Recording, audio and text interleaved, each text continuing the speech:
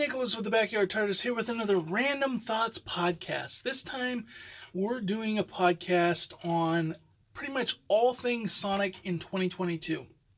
Originally, this was going to be a much more variety thing, but more and more stuff as we got to the end of the year, more Sonic stuff kept piling up, and I started recording these videos, and I recorded some of the other ones that was like my thoughts on like Bob Iger and WB and all that stuff, and I realized I had 2 whole podcasts worth of stuff here. So this one's going to be dedicated all to Sonic. If you're not into Sonic the Hedgehog, feel free to skip. There's nothing but Sonic talk in this one. Sonic Talk is another podcast, but that's what I'm going to be talking about. And so... yeah, let's get right into it.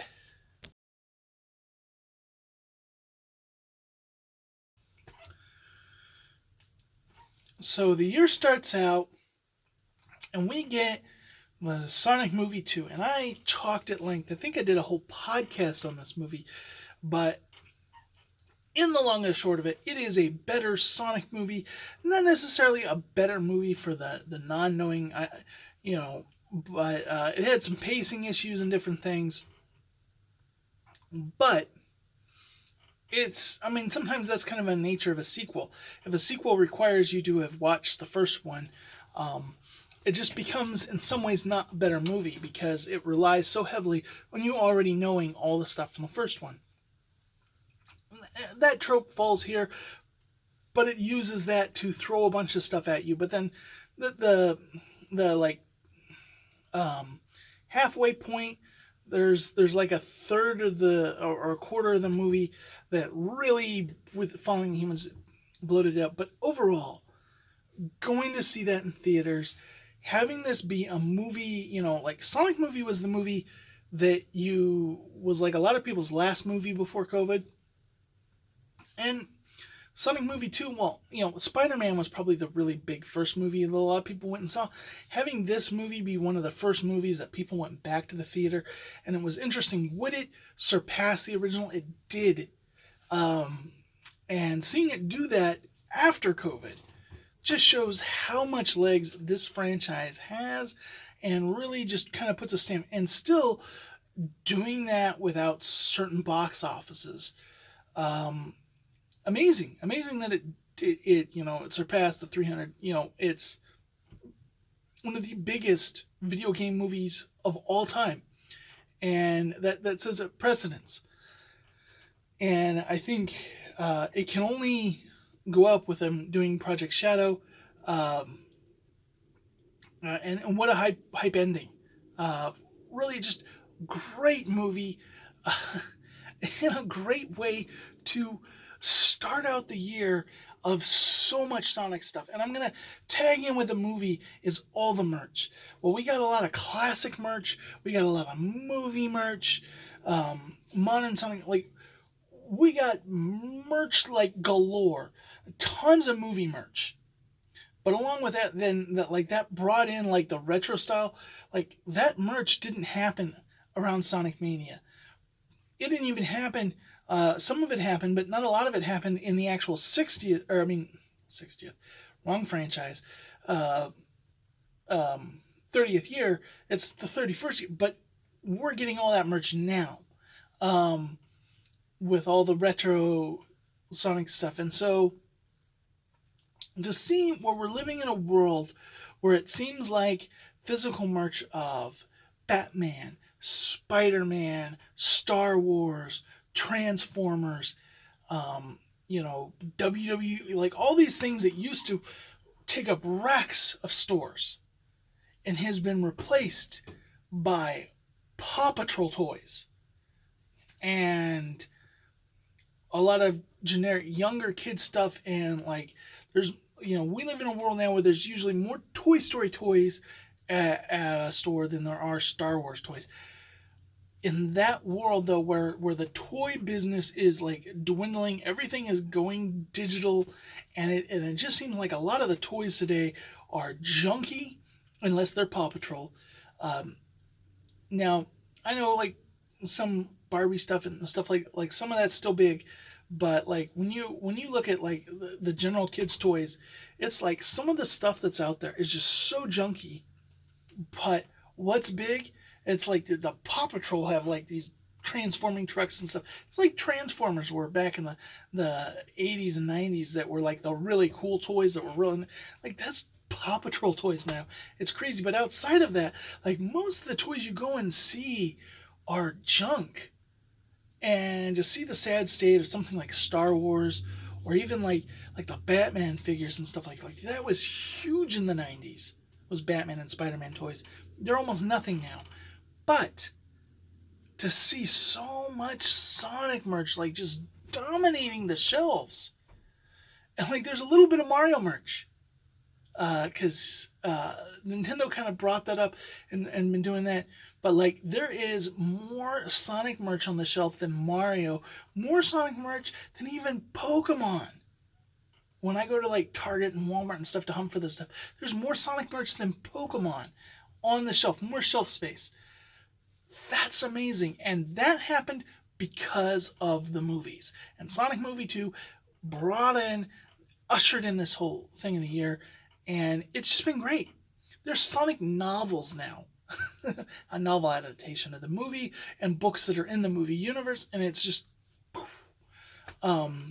Sonic Mad Lib books. It's just kind of interesting to see all of this happen because of the movie, and so that was like a real big kickoff to the year, and a pretty amazing one at that.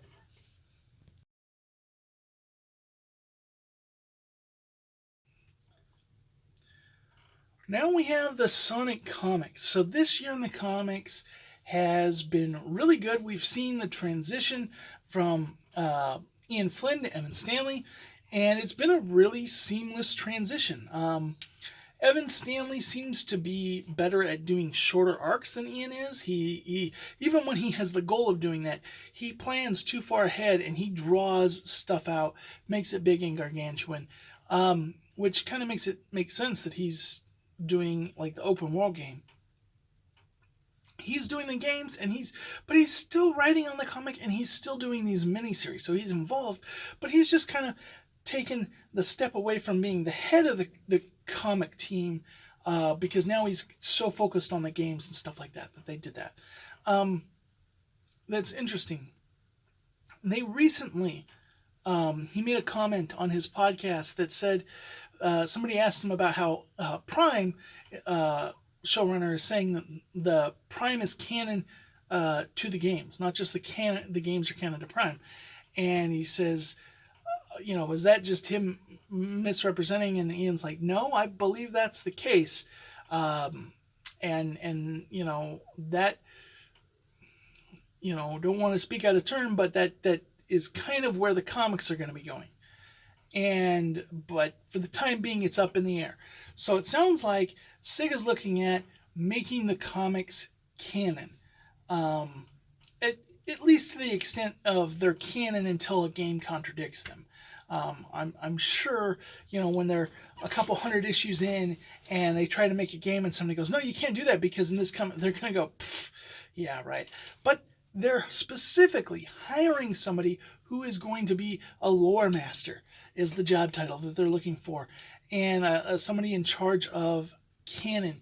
And that's basically what they're doing, is they're going through the games and they're saying, well, they all happened, but this was true or that wasn't true. And what I would love for them to do is to pick and choose, like bring Styx in, bring the Freedom Fighter, anything they have the rights to, bring in a version of them and place them somewhere in the canon. And say, this is definitive, this is the canon. Like that TV show, that cartoon isn't the canon, but these characters, they do exist in the world to an extent, whatever it may be. And I think if they do that,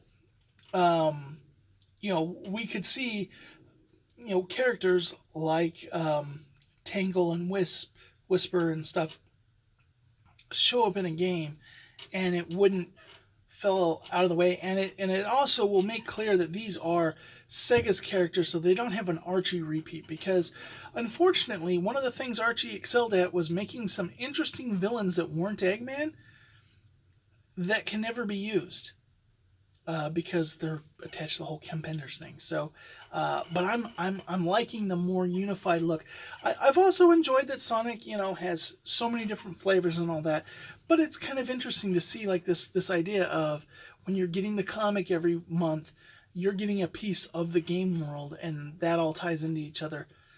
So that's cool. The comics have been phenomenal. So, and Scrapnik Island, man, I love me some of the classic Badniks, and of course, like Mecha Sonic, Mecha Knuckles, those characters.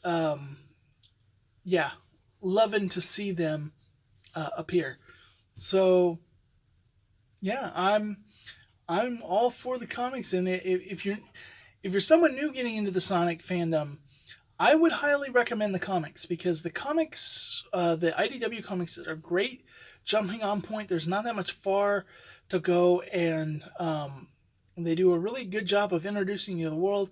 And they feel like the characters. They don't feel, like you go into Sonic the comic or you go into either the first run of Archie or the reboot run of Archie, and they don't feel like the games. They're whacked out, and you have all these.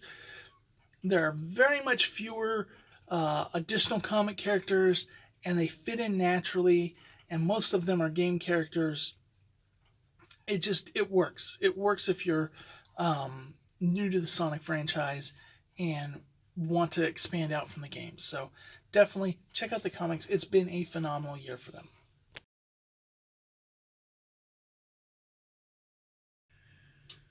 Okay, while we're on the subject of Sonic, let's talk about Sonic Origins. This is one that I have talked a little bit about when it came out, but wanted to give a little distance, and this is kind of probably going to be my final review on the game. This was my most anticipated game of the year, not Sonic Frontiers. I was super thrilled about Sonic Origins, and I thought it was going to be my game of the year. Turns out, Kirby game turned out to be my favorite game of the year. Neither of the Sonic games, but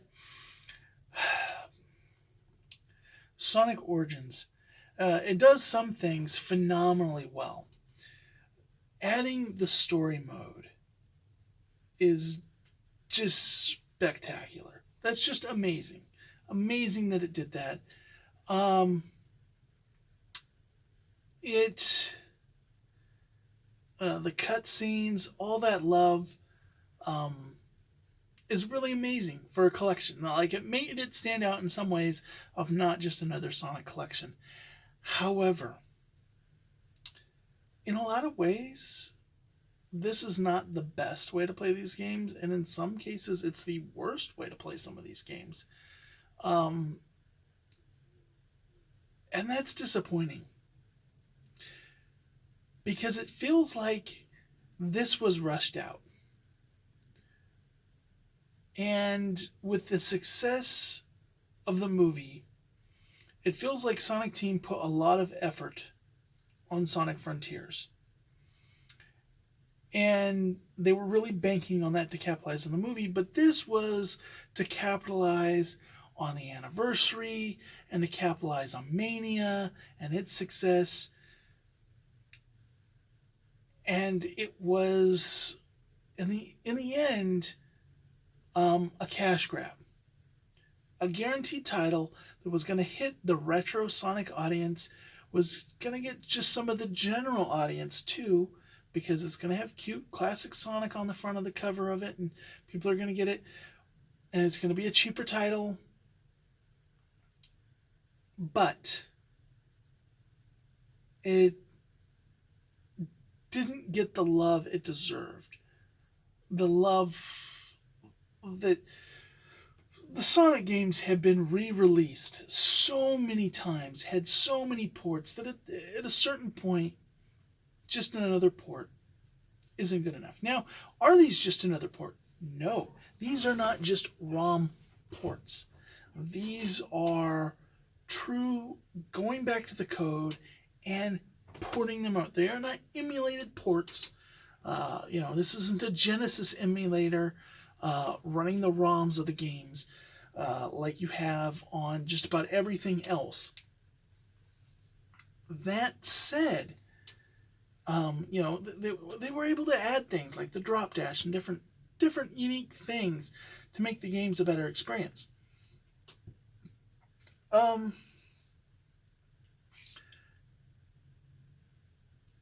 Doing that, I was thinking of Labyrinth Zone, Sonic 1.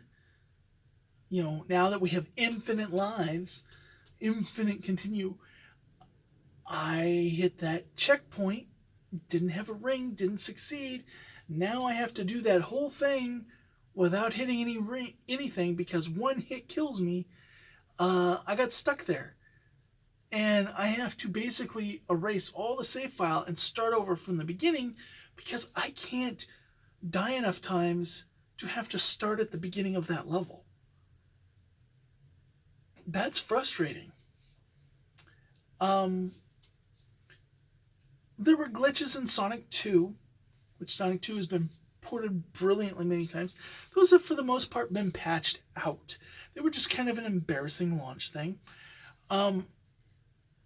One of the things that's really upsetting is how the Mania team and the port teams for, the previous Sonic games and stuff, who did work to some extent on this, or are having their work used and updated, got treated.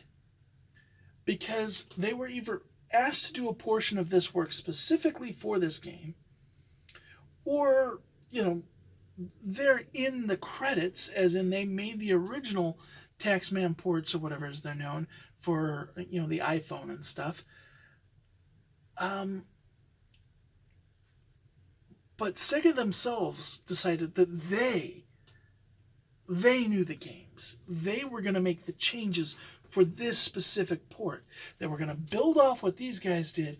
Knew that, and to me, that's a very ego-driven thing, because Mania was a super success. And as successful as Mania is, the fact that a Mania 2 or this Sonic Origins type thing was not immediately greenlit the moment they did Mania Plus, and you saw the sales, you saw the fans, you saw that this is the... And you gotta imagine, now, were they gangbusters? Were they busting Nintendo numbers? Were they doing Mario Kart level? No, Sonic Frontiers might outsell Mania. No, but Mania is a very retro-centric game that is a niche audience, but at the same time, it's Sonic on the box. It's going to sell well. But you got to think that the development cost of that game was a lot lower. So the fact that these indie guys, working out of their houses, doing all this, getting the chance up to the big leagues, they make a game and it's super successful, and Sega's not doing more with them. Sega's not publishing an original title with them.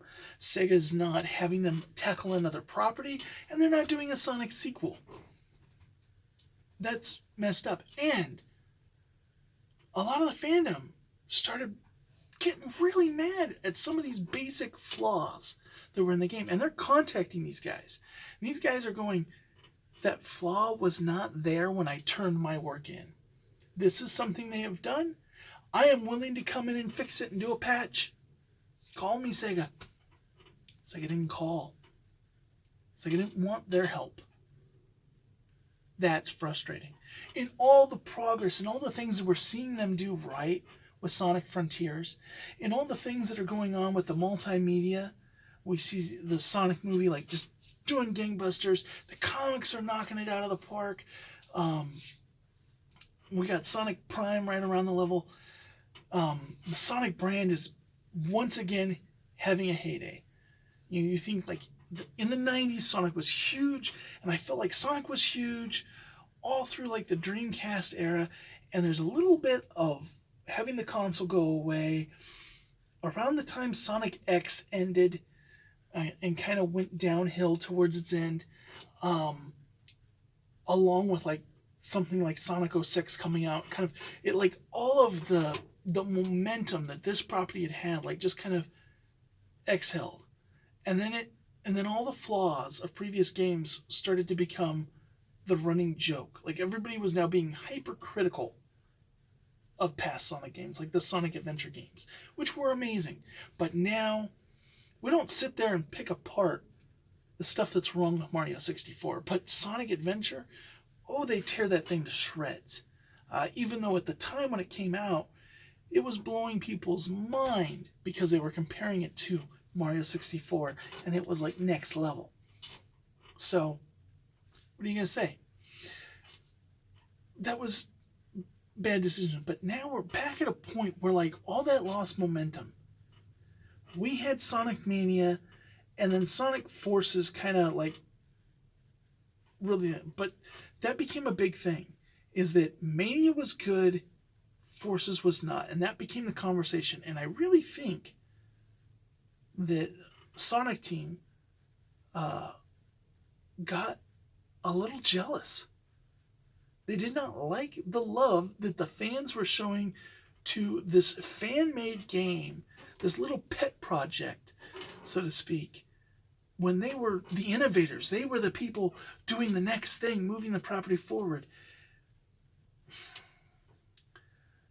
The big thing that I have a problem with is Sonic 3 and Knuckles. The game's music is just bad. It's bad.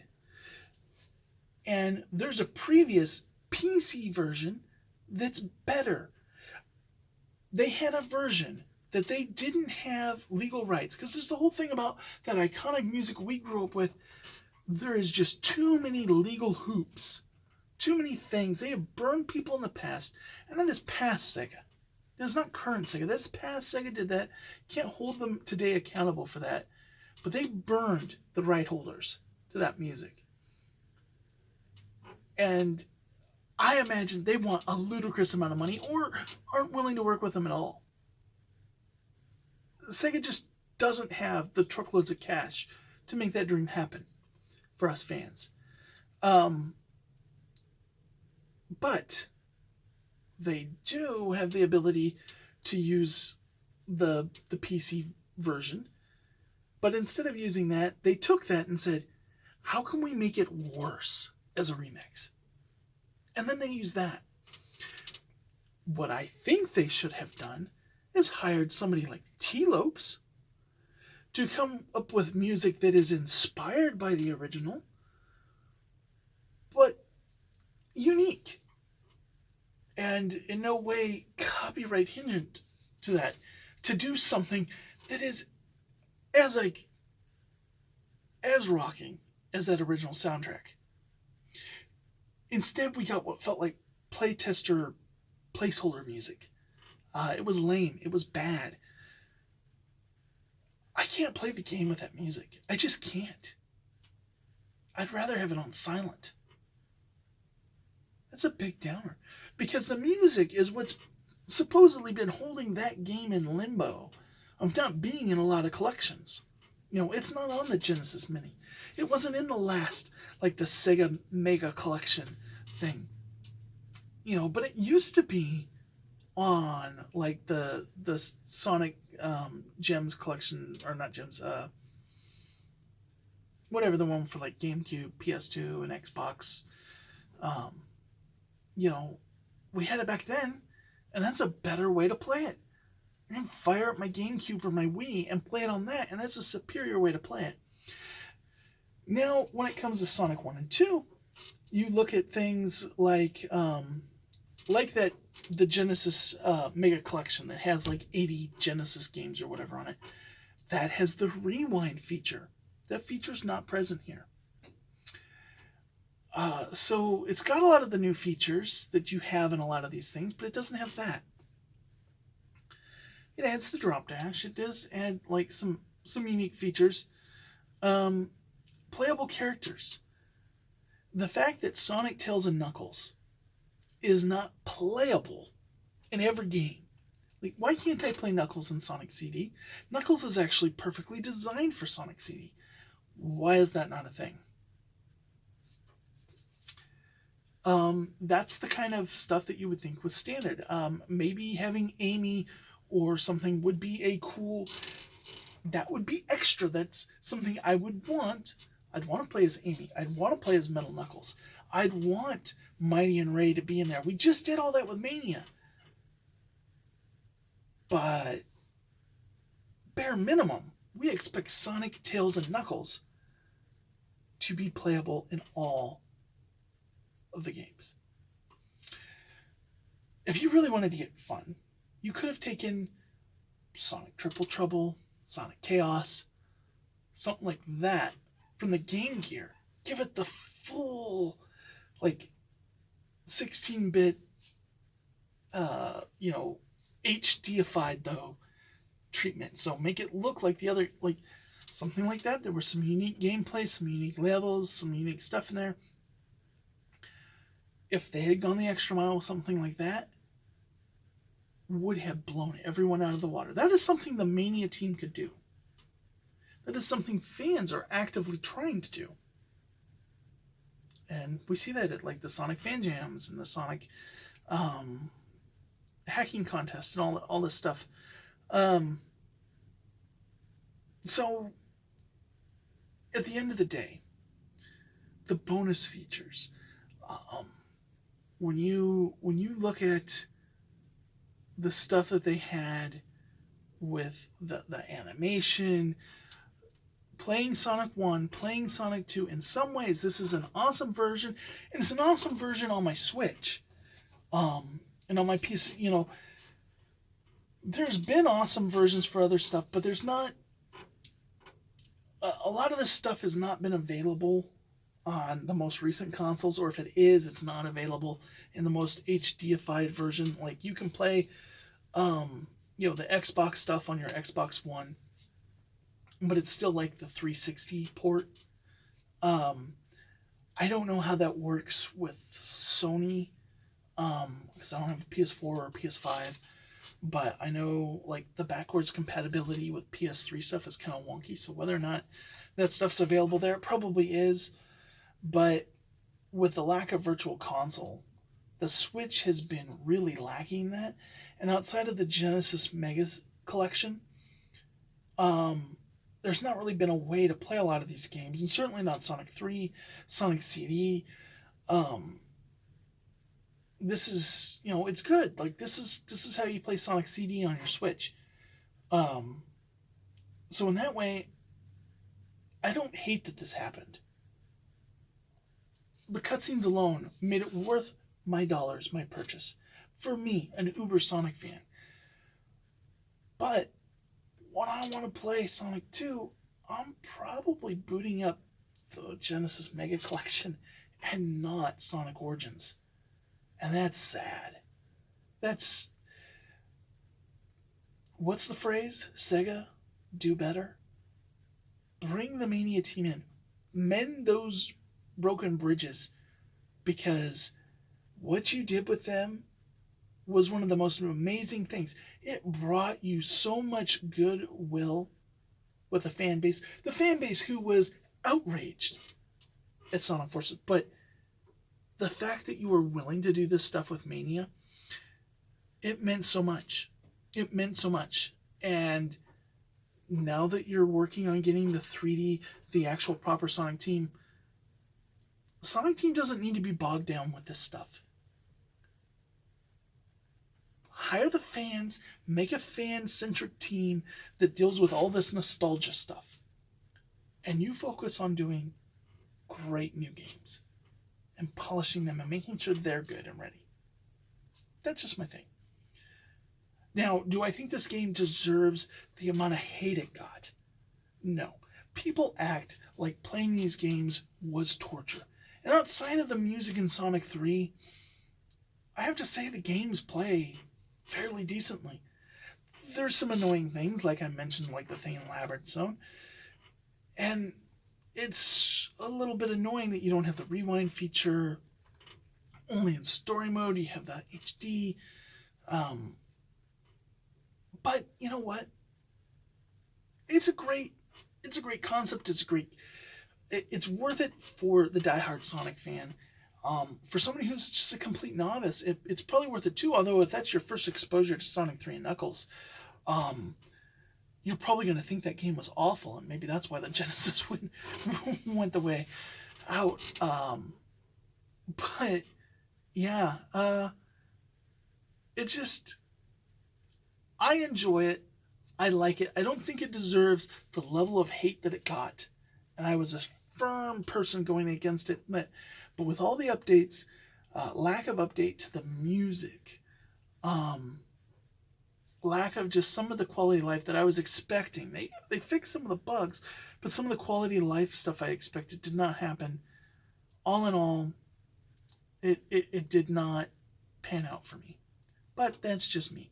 Hopefully, um, you all have a good experience with it. Um, but my recommendation is if you just want some classic Sonic fun, and now it's in the bargain bin, pick it up. But if you're a hardcore Sonic fan and you want to play it on something like the Switch or something, get it. But if not, all the best part of this thing is available on YouTube, and that's the cutscenes. Um, and there are other ways. If you're a hardcore Sonic fan and you have a PC or you have an Xbox One, maybe a PS4, PS5, but there are definitely other better ways to play these games. And um, so yeah. But if you're just you want to relive the classics and you don't want to have to hunt down and have to go into this collection here or buy this on Steam and get this, all that stuff to have the best experience, it's a decent cheap collection. But this is not the big celebration. This is not going to be at the quality of Mania. Um, so that's my review of it. Yeah.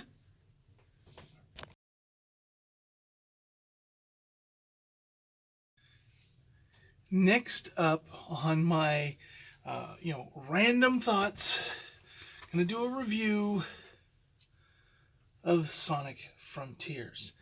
Um, wow, this game had a lot of hype going behind it, a lot of this, and I think they did something smart in calling it Sonic Frontiers and not calling it Sonic Adventure 3, because like many games before it easily could have been labeled just like 06, but had they pulled like a Sonic 4 and they tried to call the Sonic Adventure 3, I'd be much harsher on this game, because Sonic Adventure, it is not.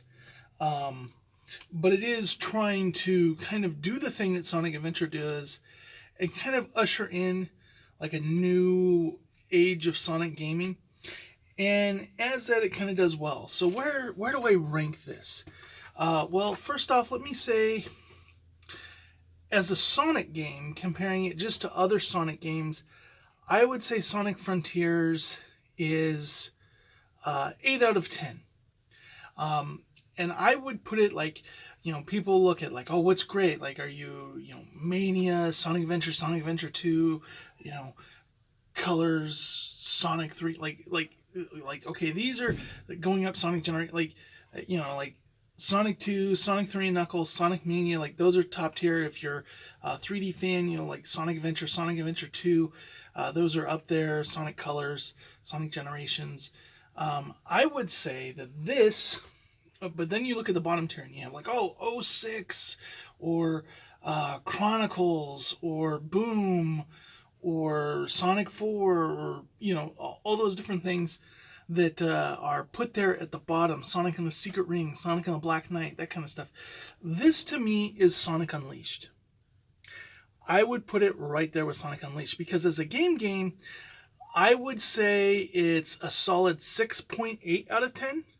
Like, if you're just being unobjective, not a Sonic fan, just looking at this game and comparing it to what are the standard practices of video games, what's something standard. And you do this with like Sonic games, you do this with like Nintendo games. Like when Nintendo comes out with something, everybody praises it, but then it's like there's simple things it doesn't do that like is just standard in games today.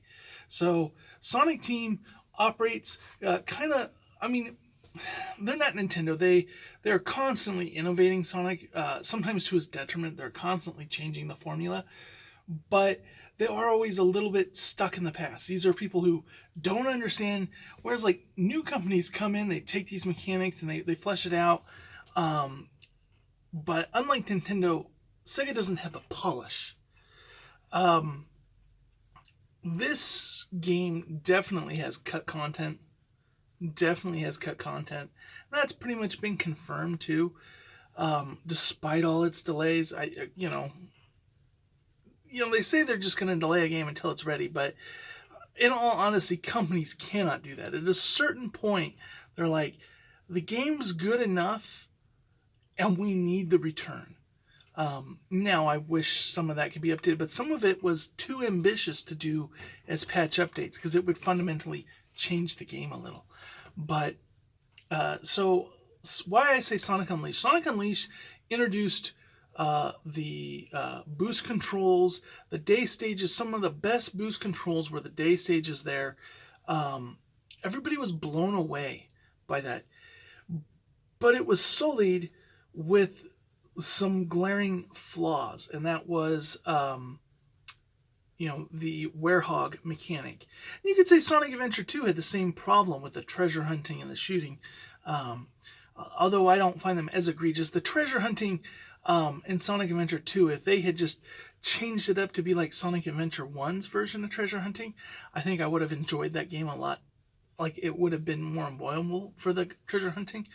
But the shooting, I didn't mind at all. I think it just got to be too much.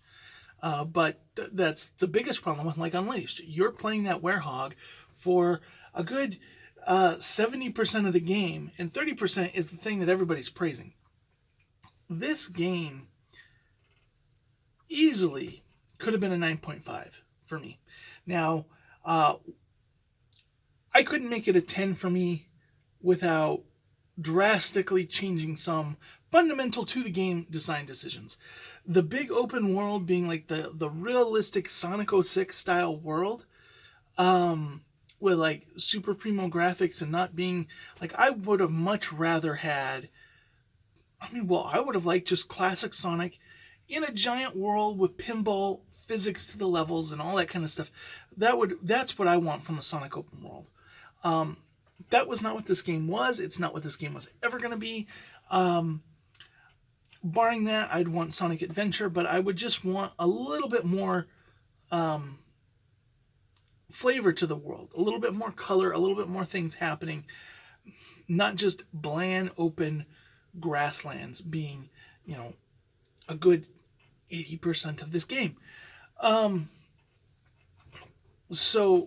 why is it an 8 and not a 9.5 on a Sonic game? Well, a lot of that comes to a couple of things. One, in the big open world, the somber music. I don't ever want to listen to somber music while playing Sonic.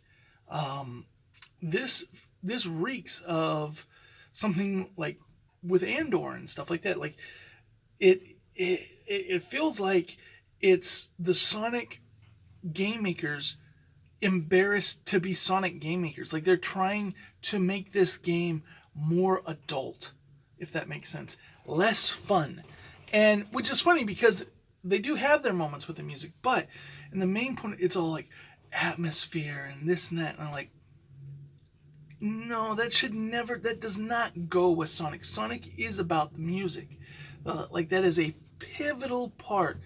And even like some of the worst Sonic games, great music. Now, when a Sonic game is bad and it has bad music, like people like Sonic Chronicles, some of these, like, people go like, there's just no redeeming quality about this game. Even Sonic Boom, like, the music was not really good except for like the title screen and stuff. So, yeah, that can take an okay Sonic game and make it to a bad Sonic game, is not having good music, because that's like a critical part. But on the flip side, on the positive side, when you have the boss battles, the fact that this game has multiple, BioLizard, Perfect Chaos like type boss moments, and every time you have them, you have it's a little bit more than butt rock. It's like the heavy metal, like scream metal type stuff, but you've got like an epic boss battle music. That's great. That's amazing. That's why don't we have that more often in games like that? Like getting multiple supers, all that is amazing, and I love it. I love that they have that in cyberspace ages when the music kicks in. It's great. It's just great. Uh, but that's not the majority of the game. So it's like the exception. It's like we got new great music, and there's a ton of music. I mean, there's going to be a couple of soundtracks that come out of this game, and people are going to praise it as an amazing soundtrack. However, this game's about 16 hours, is what people are saying. Um, it, took me a lot long. It's taken me a lot longer. And full disclosure, I have not. I'm giving my full review. I have not completed the game, and I'm going to get to that. I have watched a full playthrough of it, but I have not myself completed the game, and that's going to go into my review. But when you're actually playing the game, it's not the majority of the game, and that just takes me out of it. The world, like I said, I wish it had more aesthetics. Like just grind rails and springs doesn't make something a Sonic world. I want just like some natural loop-de-loops. I want things, unique things to be happening in the world that makes me interested in it. Let's look at some talk about some other elements of the game. The cyberspace stages. This is one of my biggest letdowns. Is the cyberspace stage, because one, I got really worried because like one of the first ones I did just like kicked my butt, trying to get those things to unlock all the different things. And then I found out online like one of the most difficult ones is like one of the first two, and then they get much easier. I think that's very bad design. They should have swapped them around. I don't want these to be hard. They feel janky. The controls do not work. And this is on the same engine as Forces. And guess what? For all of Forces' flaws, it didn't, its 3D Sonic didn't control badly. Like the level design and stuff like that wasn't great, but it wasn't bad control. So I don't know why they can't just straight up give it the Forces controls. But then that goes into another issue I have is the controls of this game. But it just, now they took like 4 different designs, one of them being Green Hill, another one being Chemical Plant, Angel Island. Remember when Sonic Generations came out? Angel Island was like, we were hyped. We were like, oh my goodness, they're doing that in 3. Like that was such an amazing one because we never thought that was going to be one of the levels. Chemical Plant, Casino, Night Zone, like those were kind of like predictable. Everybody thought like Ice Cap would be in there or something. But Angel Island, that one took us by surprise. Now it's appearing over and over again, and because they have the assets. What they're doing is they're taking other levels and putting stuff like Green Hill over them. So we've got Green Hill, just stuff from Sonic Lost World level design, Green Hill over Sonic Adventure 2 levels, Green Hill over Sonic Generation levels.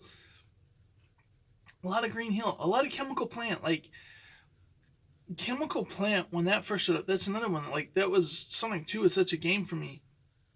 It's not special. I have zero problem with a little Green Hill in Sonic. I think it should be in every Sonic game. In my opinion, almost every Mario game has a World 1-1. It's short. It's a little tutorial. I don't mind Sonic stories constantly starting in Green Hill and having that. But this is a lot of Green Hill. But it's also like the other levels. Like there's other levels in Generations. Like they couldn't even give us all the flavors that Sonic Generations that they have the assets for. They couldn't give us, that's where I think this game needed to cook more. It needed the cyberspace stages, I think, were something added at the last minute to give more bulk, and because they were worried that certain fans wouldn't be happy with the game. I think those fans are not happy with these stages, so I think it was a failed. Um, had they not been there, I don't know if the overall game would have been would be accepted though. So it's kind of a catch-22. Um, but I really think let's go into the controls. Um, my brain can't get around it. Fundamentals. One of the things that made Sonic Sonic is there are 3 buttons on the Genesis controller, and guess what? With Sonic, they all do the same thing. Yeah. You pick whatever button, it just works. And that was great. That was great. That's what made Sonic so good. Anybody could pick up and play it. It was difficult to master, easy to start. And, it wasn't super complicated. You didn't have to learn. And this game is trying to make Sonic complicated. And if you're somebody who plays, a lot of open world games and this, and you're, oh yeah, this is mapped to this button and this. When I jump and I homing attack and it's different buttons, and I'm having to switch between that and manage triggers for going back between rails, and my boost button is a different button, and now I'm constantly having to basically quick time event the game because it requires you to do stuff so snappy. I just have a hard time with it, especially in the cyberspace stages. And I feel like the controls feel worse in the cyber, like they feel better in the open world, but they feel really bad in the cyberspace stages. So, like, that is, controls is a glaring thing for me. Like, you had that, you look at different areas, like when I first got Sonic, kid living at home. When Sonic Adventure came, I was a late teenager when I got that teen still living at home. When something like Sonic 06 came out, Sonic and the Secret Rings, I was newly married. When Sonic Unleashed came out, I was in my 20s, married, but now I didn't have a kid then. I have a kid, I'm in my late 30s. So when I come to this and the controls feel like a chore, playing the game feels like a chore. And honestly, I don't have the time or the energy. There's been many nights when I haven't had a show I needed to watch, haven't had anything, and it's like, oh, I should play Sonic Frontiers. And I go over to my Switch and I go, no, why don't I watch X-Files or something? Because I'm going through that show for the first time.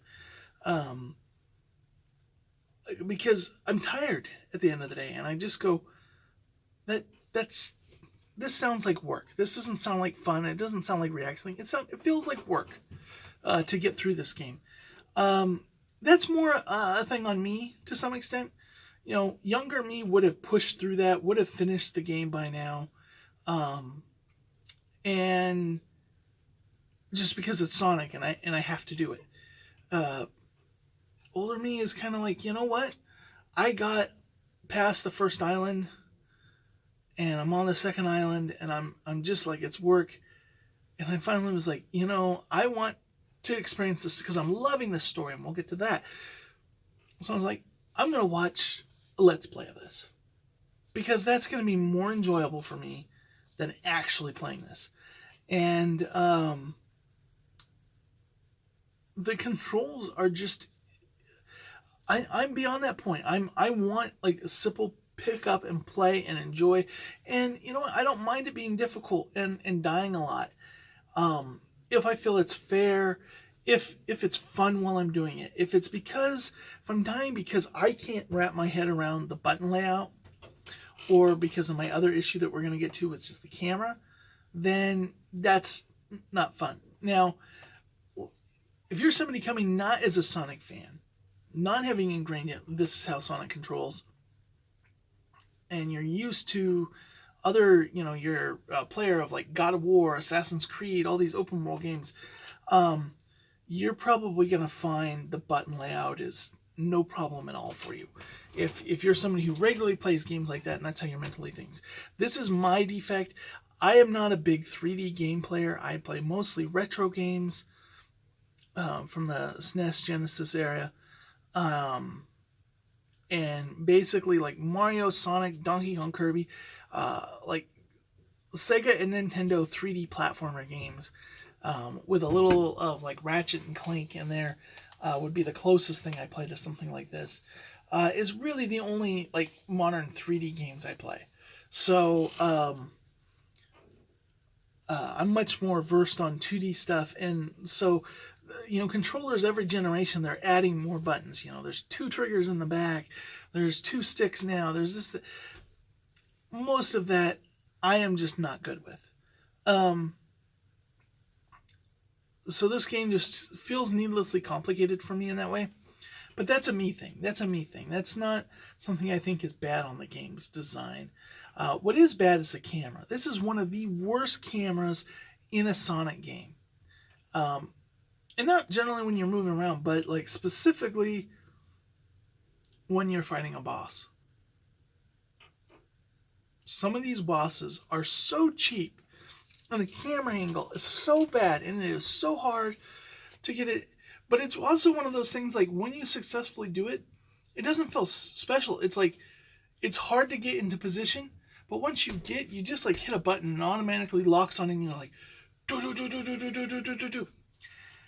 Those mechanics, like that doesn't feel like Sonic. I want to be bouncing around on the head, and I see a lot of people like they can't go back. This is how Sonic bosses have to be. I did not like the bosses at all. They were big, they were impressive looking, they looked like the Meteorics from Sonic X, but they weren't fun to play against. Like classic 2D Sonic game bosses are fun. And I get like not all the 3D bosses have not always been good, but there's been, you know what? I look back at Sonic Adventure, I loved every boss in that game. Every boss in that game. Now, Sonic Adventure 2, not as much. There was all the character bosses. But the bosses at the end, like, I like that game.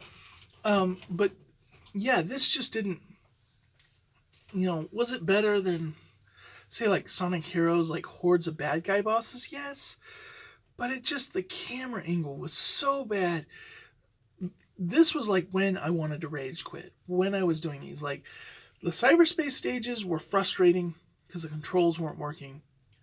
The open world stage, I'd get lost. I'd try to find things to, but it was okay. It's fun exploring that. It's fun going around, but it always seemed like I was constantly leaving stuff that I needed to go back to.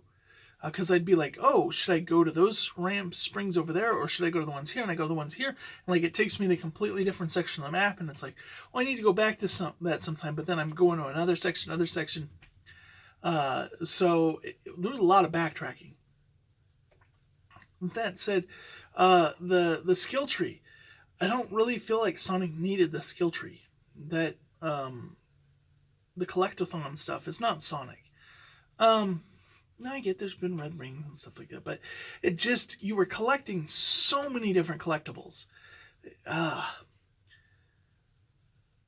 But the bosses just like, but the music during the bosses were epic. And then the fact that like whenever you have like each island, you go supersonic, and you have a supersonic, and like these were epic and amazing and great.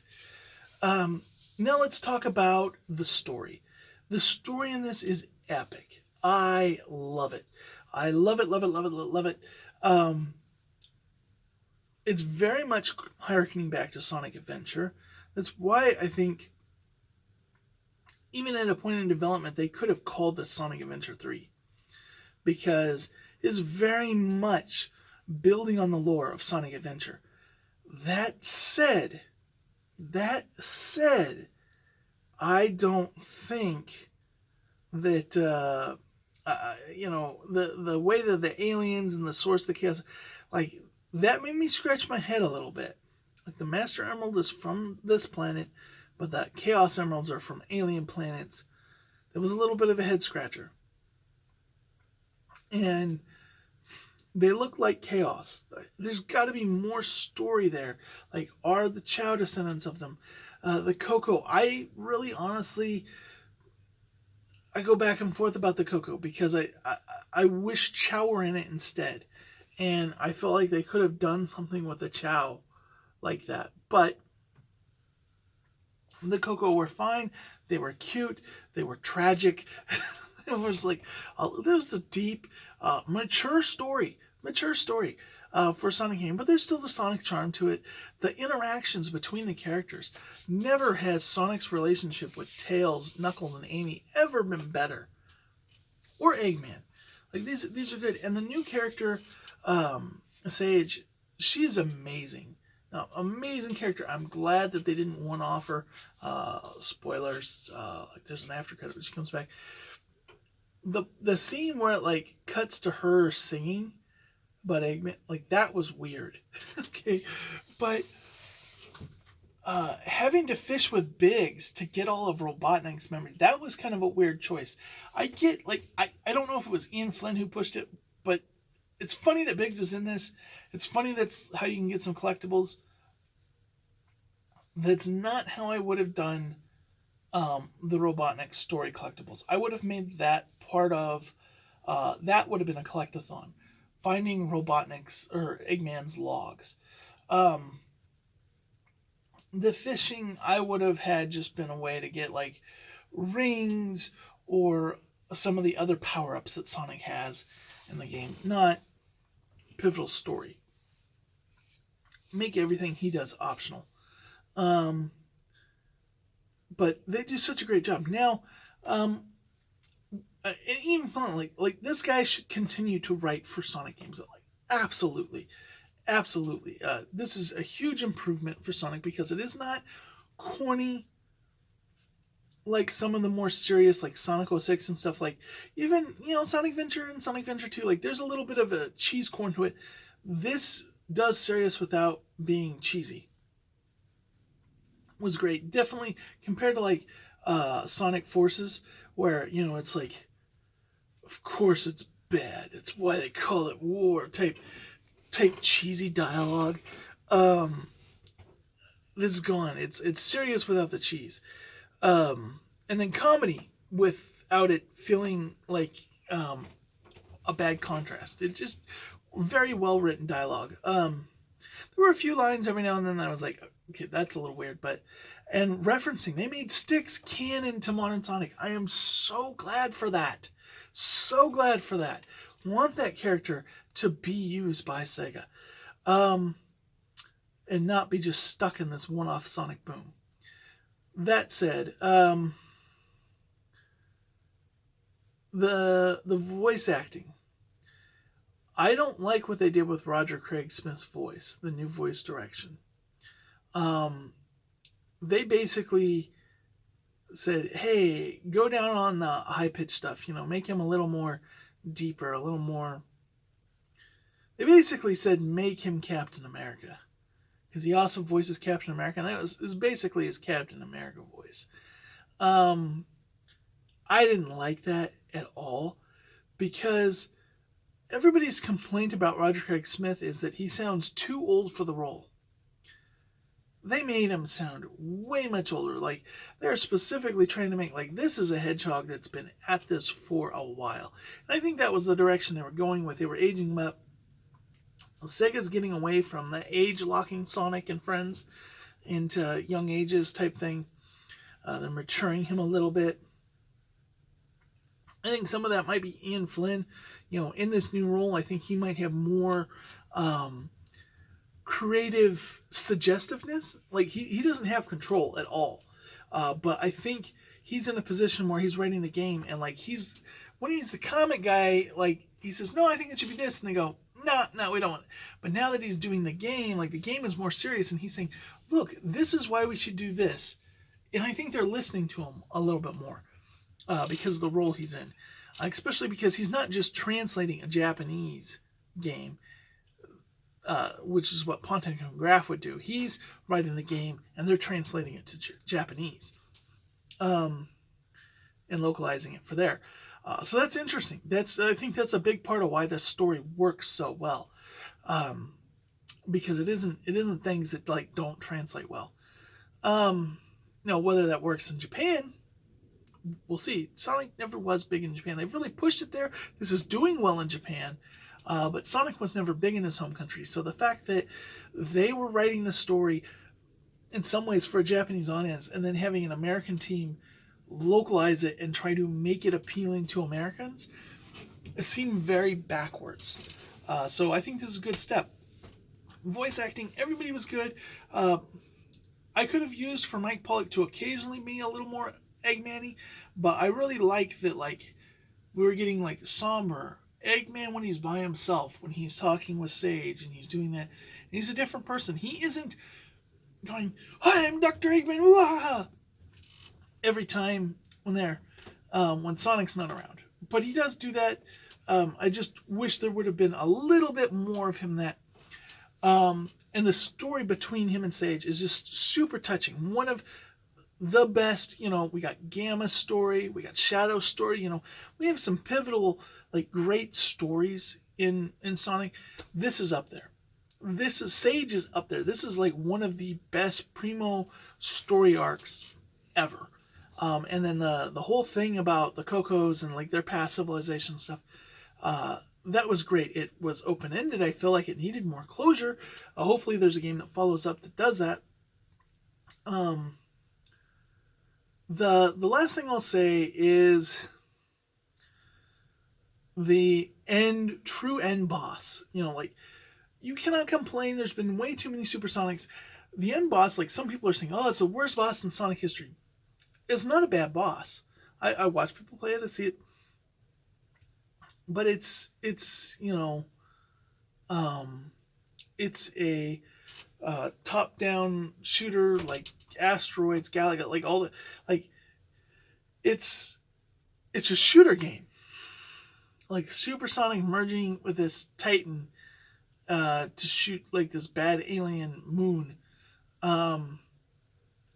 shooter. It's anticlimactic. It is not. It is a minigame boss at the end of a game, and that's what puts it down. Is that it's like, even if it went from like Supersonic fighting and like that was it's just a very odd choice. Now maybe this is because they ran out of time, and this is a minigame boss that they used earlier in the game. This kind of concept. So maybe they just decided throw that in there because we don't have time to actually develop the boss we were thinking we were going to do. But, it's Sonic versus Unicron as a space shooter is the final boss. And that's just odd. That's just taking such a hype story, such hype moments with Supersonic, and then just kind of ending on a 80s arcade nostalgia lackluster. Nobody expected that from Sonic. That was a bad call. A trailer, a cutscene would have been better than that. Just, it's a bad. Whoever made that call, that decision, like, they made the wrong one.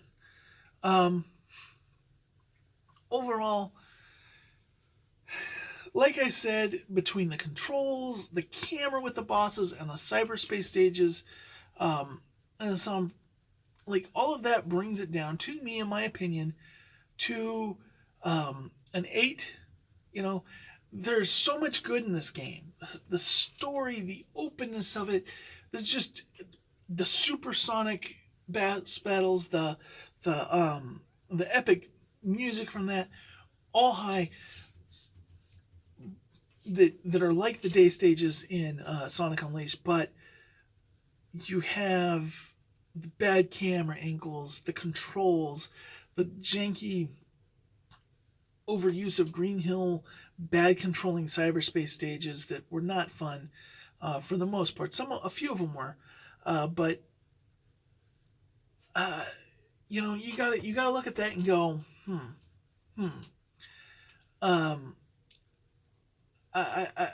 that brings it down. That's its werehog. That brings it down to an 8.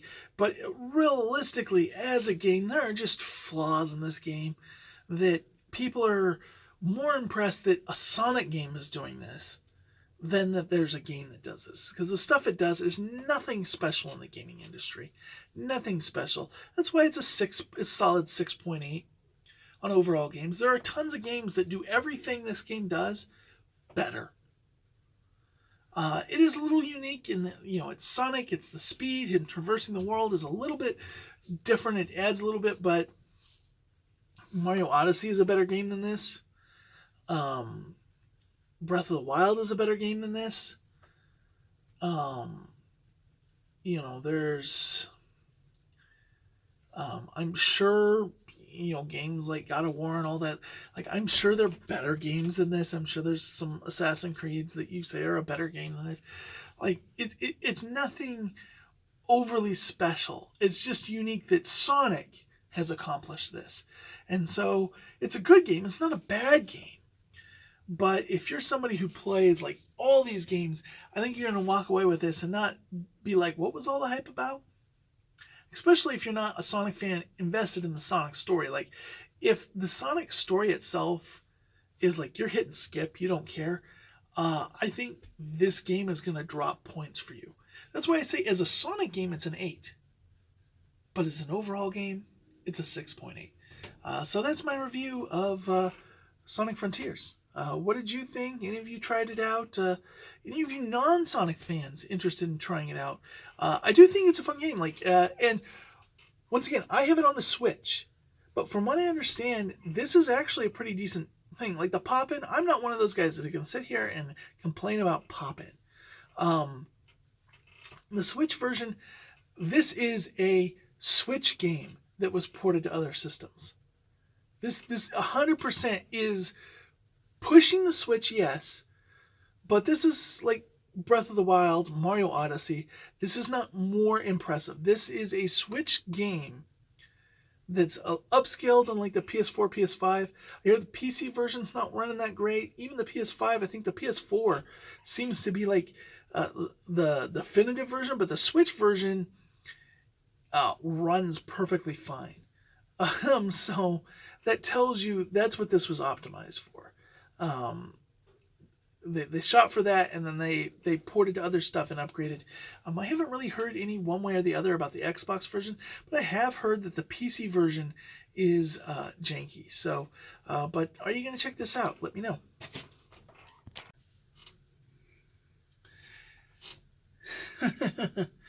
I no sooner record my initial thoughts, my early review concept of Sonic Frontiers, and literally get off, pop up Twitter, and have my Twitter just bombarded with new Sonic Frontiers DLC roadmap news. So this is an addendum to what that is, and what they basically said is they're going to have a number of things. One, there's going to be holiday costumes and all that kind of seasonal stuff. But they said there's going to be 3 main update phases. So let's go into these and see if they change some of my current opinions on it. Update number 1. We're going to call this the should have been included update. This is a jukebox, so the ability to go back and listen to the music. Photo mode, the ability to take photos. This is just great because you can capture funny photos and silly situations, and this is typically a standard thing in this kind of game.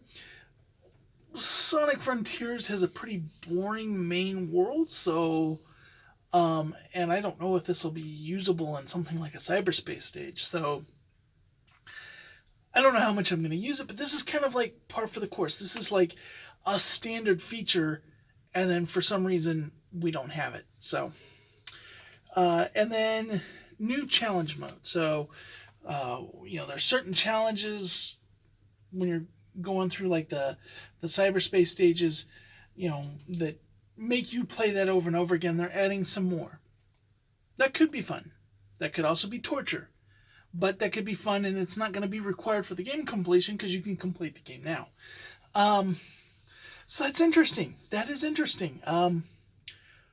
Looking forward to that. Now, here's the kicker: free. Every one of these updates is free. That's a big thing. That's a big step forward from trying to charge for Supersonic, which I get that they're making these games release at budget price. They're a lot cheaper. Like everybody compares it to like Breath of the Wild, Mario Odyssey stuff. Those games cost more than Sonic Frontiers. Sonic Frontiers is a budget title, and they immediately slashed the price for holidays after everybody that was going to pre-order it bought it. Then they cut the price like a month later. Um, so, you know, I get that they need to do stuff, and they definitely would like Sonic Frontiers. That was like a cheapo game. But, do not be predatory with it. And they're not. They're going, no, we want this game to succeed, and they're going to continue to add to it. Now, update number 2. We're getting into more vague territory, but also more interesting territory. First of all, one that's just labeled Sonic's birthday. This could just be a birthday cutscene. This could just be Sonic gets a birthday hat. Who knows what this is? Something to celebrate the big anniversary of Sonic. Obviously, no dates were given for any of this, but they would be severely, severely mismarketing this if this does not fall on the anniversary of the game. Because that just seems like that's what they're hitting the target. So that kind of tells us if this is all supposed to come out next year, we've got one that'll probably come out in spring, maybe early spring, and then this is, probably going to hit there in June, and then our next one is probably going to release around the 1-year anniversary, but we'll get to that because maybe that'll get pushed out. But so, one just ominously labeled Sonic's birthday. For all we know, that could be a picture of Sonic with a cake. Who knows what that is? Or it could be something really big. Like it could be porting all of Generations into cyberspace stages, or so. Don't want to hype it up like that because that's not going to be what it is. But when you just say that it's Sonic, like it could be anything, and we could go wild with our imagination, or I'm going to choose to expect a JPEG photo that says happy anniversary or something like that because I don't want to get my hopes up for anything. Then we have Open Zone Challenge. So we had challenges there in the cyberspace. As I mentioned, the cyberspace are made to look and feel the most like Sonic games that we're used to, or at least from the Boost era. However, they play horribly because the controls don't work for them. So doing more interesting stuff in the open zones is something I'm up for, especially if this adds more stuff into the world, more things to interact with. And then new Coco is the last one. What does that mean? The Coco are, they were propped up as going to be like the next Chow. They're not Chow. They're a collectible. They're a glorified collectible like a Korok seed in Zelda or something like that, or a Moon in Mario. You collect these Cocos. No, they're cute, and there's a bit there, but they're not revolutionary. They're not motivating you to go the next extra mile. But what if they are? What if we are going to get a Coco Garden? What if it's a little more Coco story? I don't know. Or maybe it's just a unique, like you had like the elder Coco and the mom, like there were some unique Coco, so maybe it's just one more of them and there'll be a reward for giving them Coco. I don't know. But I hope this isn't just more Coco to collect, because I got bored with that. I don't want more of that. A collectible in a world where I'm done collecting and now they're just The only reason I collect him at this point is to be a completionist, and I'm not a completionist. That's Gerard. He's awesome. He's amazing. But he ain't me. I'm a working man that's got way too much other stuff to do than to be tracking down cocoa or Korok seeds or whatever. Now, update number 3. This is where it gets wild. Playable characters and new story. And they show a picture with Tails, Knuckles, and Amy. Now, and Sage. A lot of people are like, what about Shadow? Well, of course, Shadow would be easy because he has the same playset as Sonic. I mean, it's just a pout slot, but he's not part of the story. And there's no multiplayer, so unless they come out with a mode where it's like, what you call it, stages like side-by-side multiplayer races, I don't see somebody like Shadow being dropped in. Unless like the big thing is like Shadow was but no, I feel like because Knuckles, Tails, and Amy were part of the story, that you can make them playable. They showed a picture of Sage in there too. I don't think we're going to get playable Sage. I think that's where the story's going to come in. I think what we're going to get is Knuckles. We got to see a little bit in the prequel animation of what happened to Knuckles, but maybe getting to play a little bit as them.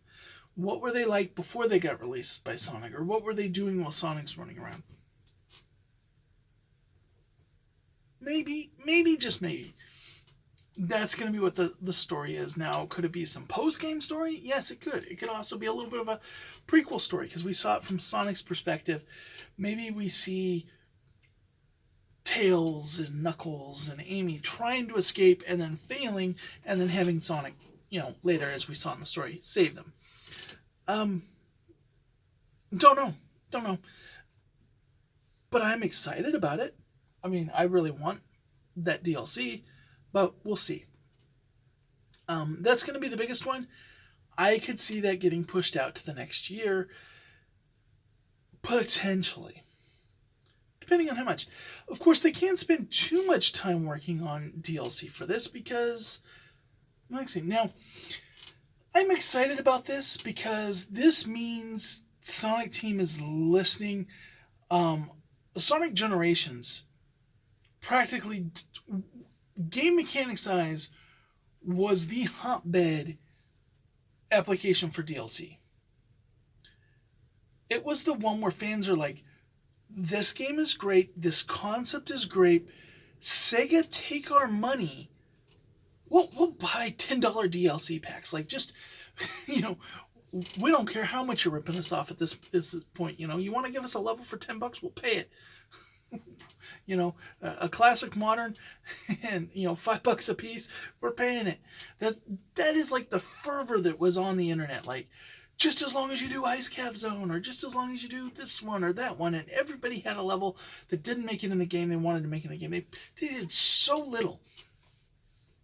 The game was great, but it was so short, it was so compact, and there was so much from Sonic's history that got left out.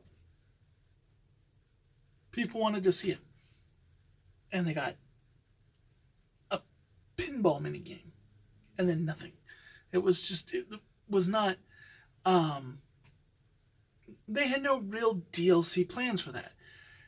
Their DLC was basically Sonic Forces. They were just like, we're going to make Sonic Forces. Like, they took like all that craze that we were about DLC, and then we're like, oh wow, we got to put classic Sonic and Sonic Forces, and we got to put, new versions of Green Hill and Chemical Plant, because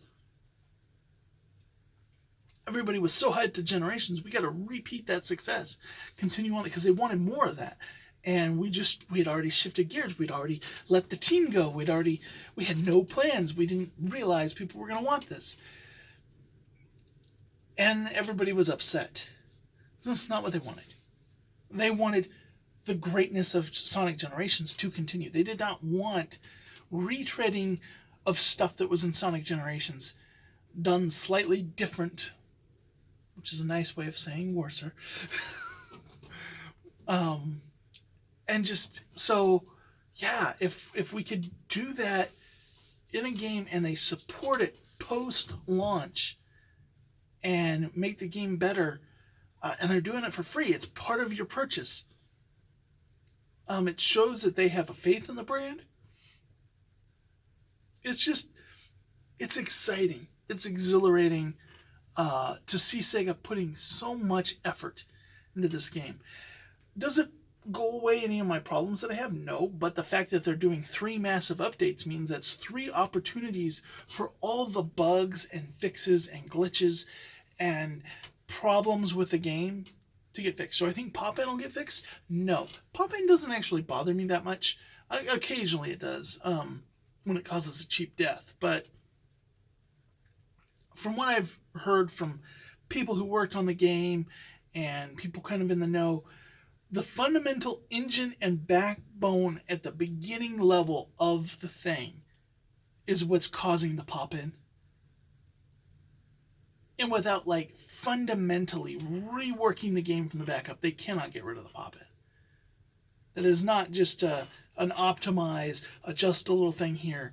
That is at the core of the development, the engine and everything they're using. They made a decision or a call that then caused that, and they just have to live with that. So that's not going away. But some of the glitchy camera angles and stuff when you're fighting some of the bosses that I was complaining about, they could fix that. That could be minor bugs, fixes, tweaks. The cyberspace, though, is where I think you're going to get the most fixes, because people have been just hammering how much they didn't like that. So I could totally see Sega, especially when they say there's going to be new missions for those, I could totally see Sega going, okay, we're going to be doing these new missions, but we're going to hiddenly in with that update the controls for the cyberspace so that it runs smoothly and people don't have the problem. Likewise with the open zone, everybody says, well, it's kind of barren, it's kind of... They're adding challenges to open zone, so maybe that's their way of fixing that issue, making the world feel a little more lived in, more uniqueness and landmarks and stuff as they add objects for little goals. With that said, this is going to be considered my initial review,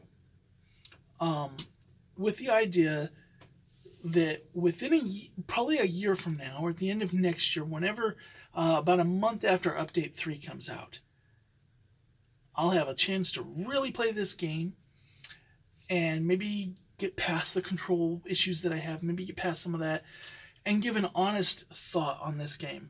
But I'm going to hold off on officially doing a video. This little piece in this podcast, which is probably longer than a review, but I'm not going to do my scripted review of this game until after all this DLC comes out, because I want to see what the full game is, and then I'll do a proper video review, kind of like I did with Sonic Colors. So yeah, this is great news that they dropped literally while I was recording my thoughts on Sonic Frontiers.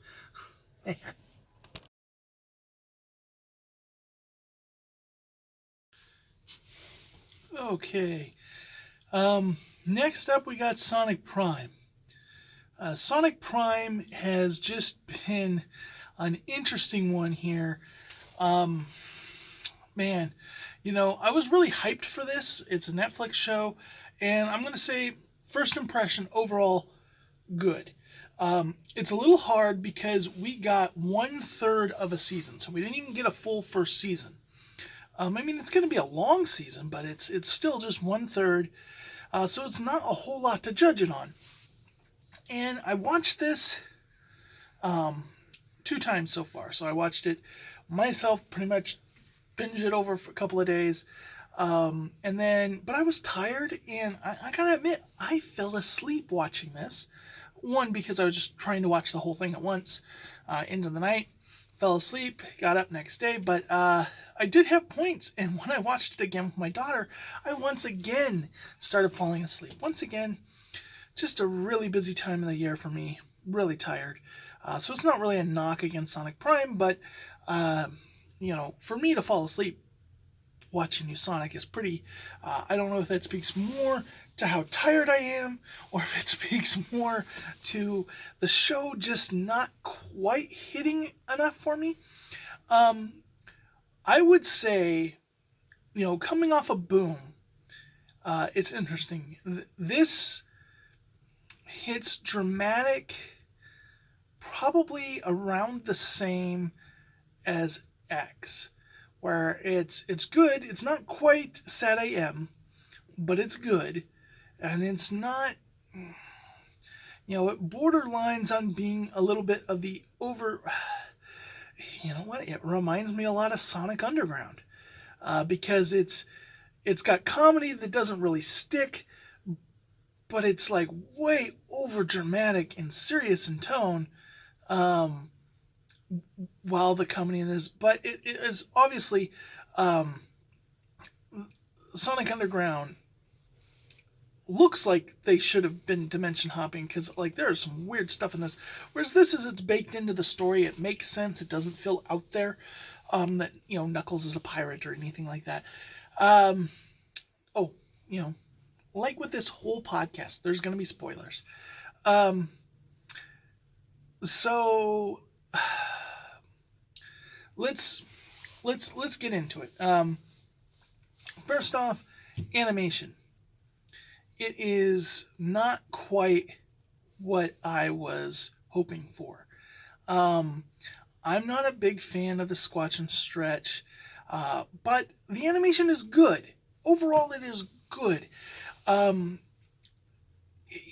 but if you're comparing it to Boom, I found Boom to have better animation, which is interesting because I would say this has more detailed worlds, more expansive worlds and set pieces, but there's something about Boom, the characters, that just land better for me. Um, Sonic just, it almost, you know what it feels like? It feels like he's Play-Doh. That's what it feels like. It feels like Sonic is Play-Doh. And going into the story, though, that's the big thing. Now, this suffers from the same thing that, pretty much all sci-fi right now is suffering from, is the dependency on flashbacks. It kind of works here. I do, me as somebody who knows Sonic, and you're doing this in a binge, I wouldn't have minded if the whole first episode was in Green Hill. But instead, you've got the first few minutes are in Green Hill, and then they go into the Shatter Space, and then each episode they have, like, he's meeting another character and he's seeing how he ruined this world without him, and how his actions and stuff, and so then it flashes back to that same exact 10-minute period of time, but from that character's perspective, and gives a little more nuance on it. And sometimes it works, sometimes it doesn't.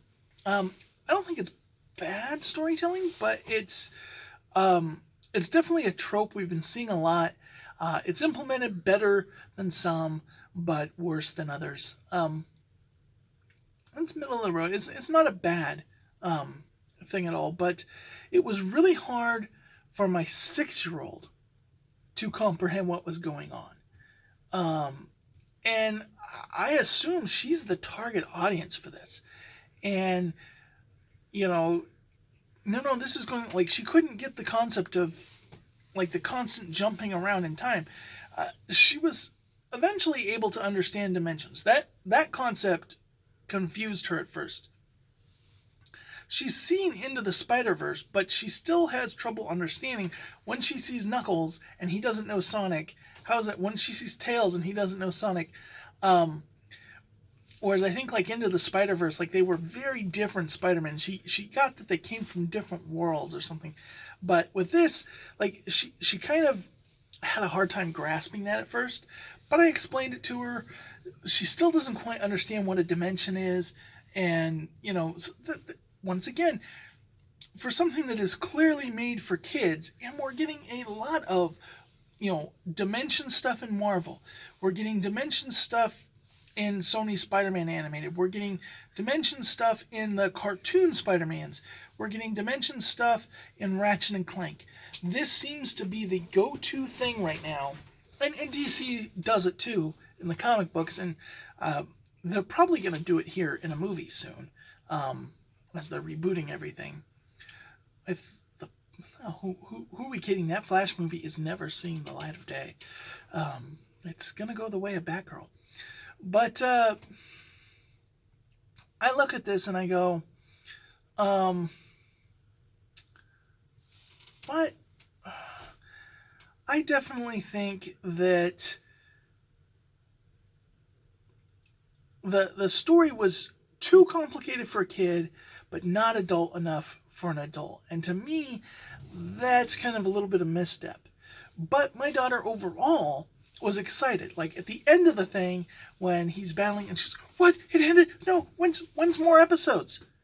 Like the idea that she had to wait because all the Sonic shows up till now have been streaming, and she's been able to watch them pretty much instantly from beginning to the end of the show. And be upset, they didn't find Sonic's mother in Underground, which, if you're wanting to know my daughter's taste, that is her favorite of the shows. That tells you something. 6 years old. And she's upset that like Sonic and Sally didn't get married, and or that Amy and Sonic didn't get married. Like that's her current obsession with everything we watch. We're watching through Lois and Clark, The New Adventures of Superman from the 90s, and she's like, "Is this the episode where they get married? Is this the episode that?" It's been that way through every show. We were watching Family Matters. She wanted to know when Urkel was going to get married. Like that was like her whole thing, when Laura and Urkel get married, and it's like the next to the last episode. So, that's my 6-year-old daughter's headspace right now. But things that I didn't like. I didn't like that Sonic appeared very stupid in it. Like, I don't want him to be a genius by any means, but he's always been quick on his feet, thinking all of his friends are telling him not to do something, he still does it. And they're warning him. They're not like telling him, "Oh, you can't do it." Like, they're like, "Wait, Sonic, wait," and he doesn't react. And we see that like as he goes in the world, we see he's being a jerk to Tails. We see how he's been being a jerk to Amy, and we're learning this. So it's kind of an odd thing to do. And then like he doesn't understand the dimensional things, and to the point that my daughter, who was having trouble with that, when they made it to the third dimension, and he still was like, "Oh, you know me, I'm your," and my daughter's like, "Does he not know they're from other dimensions? That they don't know him?" And I was like, "No, apparently not. Even though this is his third go around, he still can't comprehend that they aren't familiar with who he is." Things I love that they gave a lot of pigs the cat love in this, and it was well. It was not like just meme worthy. It was fun. It was well. And something else that I really liked, the dystopian world gave me very Sad AM vibes, and the mechanized Amy reminds me of like in the Archie comics when Sally was mechanized. However, you look at and she was roboticized, which is very a Sad AM thing. She's got the Flicky inside of her, who is Gamma. That's like pivotal to her character. I really love that. But they also make Rouge. This is the best interpretation of Rouge. They make Rouge almost like the leader of the Freedom Fighters, and she is very much acts like Sally Acorn. So there's just tons of Sad AM vibes because when Amy joins their side, her arms extend, very Bunny Rabbit type thing. Like it just felt like that. Then you go there, but they have the Council of Eggmen, and this is, on one hand, I kind of like it. On the other hand, I kind of like this is the kiddie part, okay? Because they split Eggman into all these different versions, and there's Babel, which is the baby Eggman. There's Doctor Don't, which is the teenager who's always playing a video game and like he ain't gonna take out the trash type teenager. Then you have Doctor Deep, who is he's like Eggman going to college taking philosophy class, who's like into anime. Yeah, that's a stereotype, I guess. And then you have Mr. Dr. Eggman, which is kind of like regular Eggman, but with a big toupee. Um, yeah, it's kind of weird. I gotta say, I would have just liked him to be Dr. Eggman. Like the regular Dr. Eggman, having him hit with a weird toupee is that. And then you had Dr. Dunnett, which was Old Man Eggman. Which is weird because this universe has all of these, but the other universes doesn't have any ones. Which is weird because you go to a pirate universe and you have Sonic vs. Adventure, which has a robot pirate version of Eggman. Why is he not appearing in that universe? That is like Prime. They own the rights to that stock and barrel. Why is that not a crossover there? You have another one where you have a jungle world. And it's the monster, and it was Amy, and it was very touching, all that. The fact that they didn't just throw sticks in there, it's like the sticks themed world. It's like, what if we made the cast all like sticks? But they didn't add sticks. It would have been the perfect place to do that.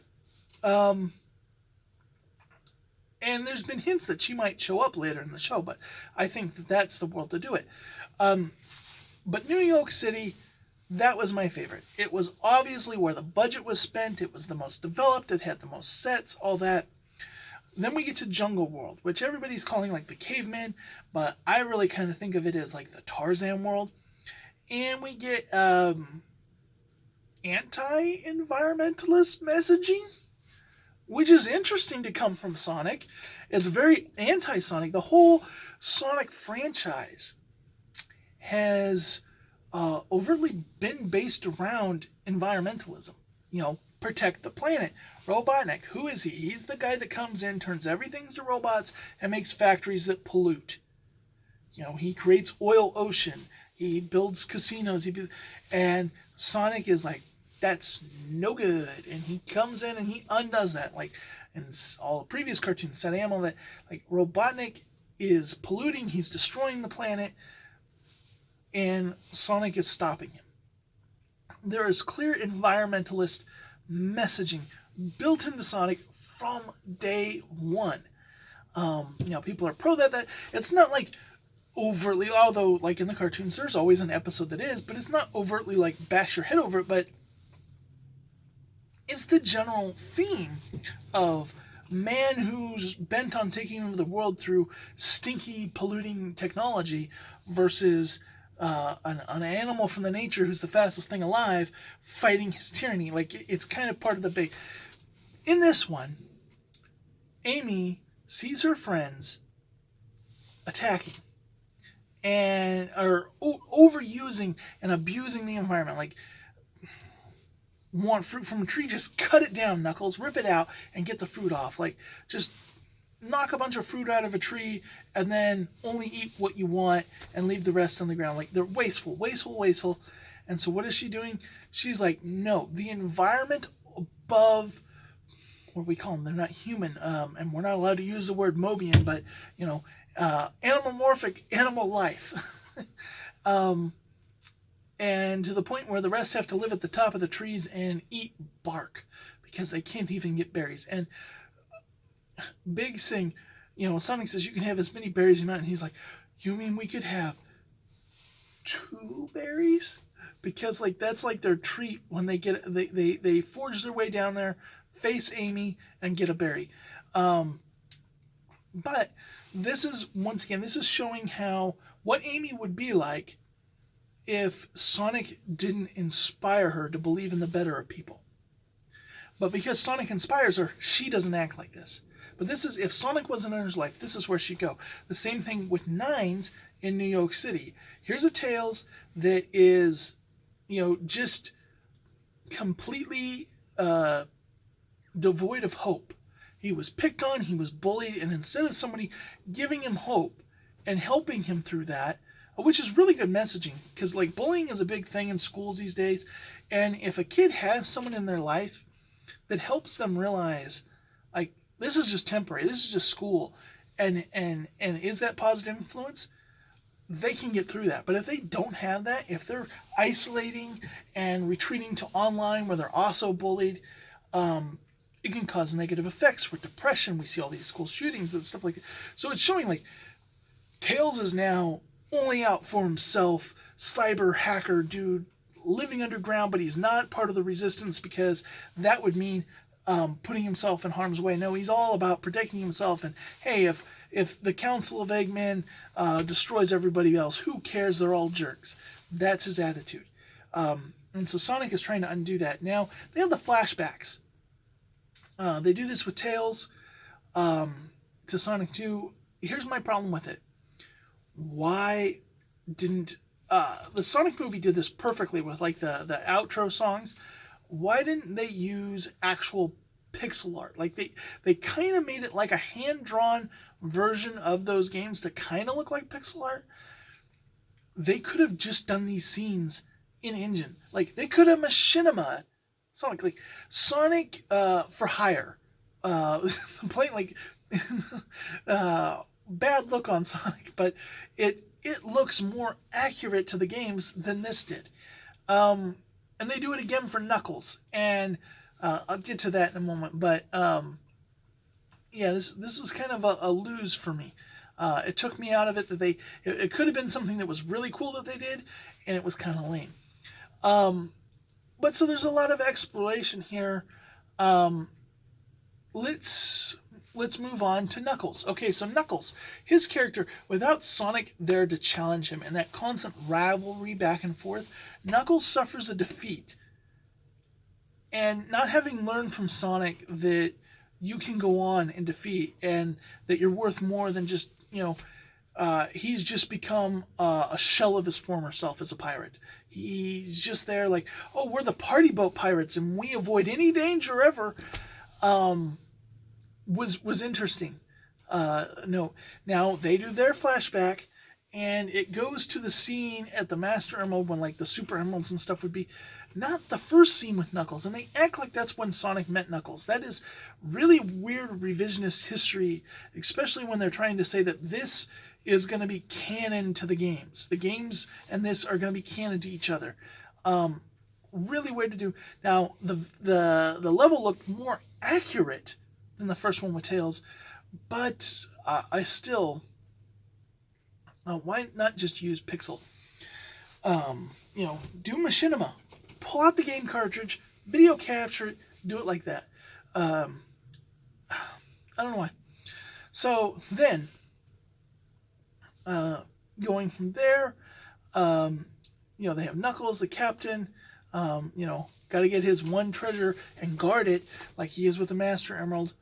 This is when we see the Eggmen coming in there. They send in Amy, the Mecha Amy, and she comes in, and they're just demolishing, fight back. But it's a really good story. That said, like when they showed the other pirate ship and they're all blind characters, like this would have been a time for like Blaze and Maria Raccoon to appear. This would be a time when like maybe the other pirate could have been the Eggman pirate. Like bring in stuff from that game. The one time Sonic has had pirates in the games, bring those characters in. They don't. I would so that's gonna be the next gripe I'm going to have is missed opportunity. One, but we have way more. But you could have done traveling to Boom World. You could have done that. But it doesn't work with the story that they have because these are all worlds that don't have Sonic. But could it be that all these multiverse worlds already existed, and by shattering the crystal, he removed Sonic from them all? And apparently Shadow, because he was there doing chaos control at the time. Um, that would be interesting. So then you could see, what would the Boom world look like if it didn't have Sonic? What would the SatAM world look like if it didn't have Sonic? These would be cool things to do. Now, Adventures of World, like, some of it might get a little, but maybe one or two could be fun, like the Sonic X world. Like, you couldn't go through and do them all, but doing a few of them could really be good, in my opinion. A lot of fan service. Now, we got way more of the show that they could do that. I want to see more versions of Eggman, and I want to see how these other versions of Eggman would react to the Council of Eggmen. Because I feel like they made that such a big thing that now you have to have him devoid of all these other worlds, which doesn't make sense to me. And it would be interesting, like, would they assimilate the other Eggman into their world, or would they go about conquering them and then amassing their armies into their army? That would be interesting. So it just, some of the comedy is very low-hanging fruit, and Sonic, it's fun to hear him say some of his classic catchphrases, but they feel like so out of place. He's like, he's in a group and he's like, what's the solution? He's like, gotta go fast, and it was fine the first time, but like a couple of times in, it wasn't as funny anymore. I think they're setting up a really interesting story. I think it left on a good cliffhanger with Sonic and like the void space fighting there. Music's another down point. So like I said, like the animation felt very claymation. The music felt very much like the music from Ratchet and Clank, which is not to say it's bad, but it's not Sonic. And especially when you're playing around with multiverses, there's so much Sonic music. You could have each dimension play with a different style of Sonic music. You can be like, oh, you're here, and why don't we fill this world a little SatAM-y? Let's make this world feel a little classic Genesis-y, or Pirate World, like I'm saying. Sonic, the Sonic Rush games have their own style of music. Have that kind of music. Have a world where you get some Crush 40 or something. I don't know. Play with the music. And that's one of my big things. And this is my biggest criticism of Boom, is that Boom had no intro. And when you look at the 90 cartoons, like the intros were great. Sonic X had a great intro. I want a great intro here, and we didn't get it. So I'm really excited for the rest to come out. I'm not going to judge the show overall until it does, but where's it stacking up for me right now? Well, my number one is still SatAM. Right below that is Sonic Boom. This is sitting tied at third with Sonic X. Both are good, but have obvious flaws. And then below that is OVA, then Adventures of, and then Underground, which is very different from my daughter's ranking. But, it's just what it is. It was fun when I was a kid, but Adventures of and Underground are hard to rewatch as an adult. It's just different things. So, but I think overall this was a good video, good, series, and I look forward to the rest coming out. Wow, I concluded all that, and I realized I didn't really talk about the voice actors. So yeah, Sonic Prime voice actors. So the voice actor for Sonic, he was pretty good. I really liked him. The voice actor for Tails was good. I like calling better, but this was a decent Tails. It wasn't a step backwards, that's for sure. but I don't think it was an improvement over calling, but it wasn't a step backwards. So that was good. Eggman, I'm having a little hard time getting used to, but part of that is the fact that we've been listening to Mike Pollock for over 10 years. Um, it's funny. For the longest time, Sonic was Geo White, but Eggman was like all over the place. Every version of Eggman was voiced by somebody different. And then Mike Pollock got the role, and he stayed consistent while Sonic didn't. And to me, he's just kind of Eggman now. And just like Geo White is kind of like, in my head, is classic Sonic. But the voice for Shadow was good. The voice for Rouge is probably the best voice Rouge had. I liked Amy, especially as her cyborg version. That was really good. And here's the one that I have a weird take on, and that is when it comes to Knuckles.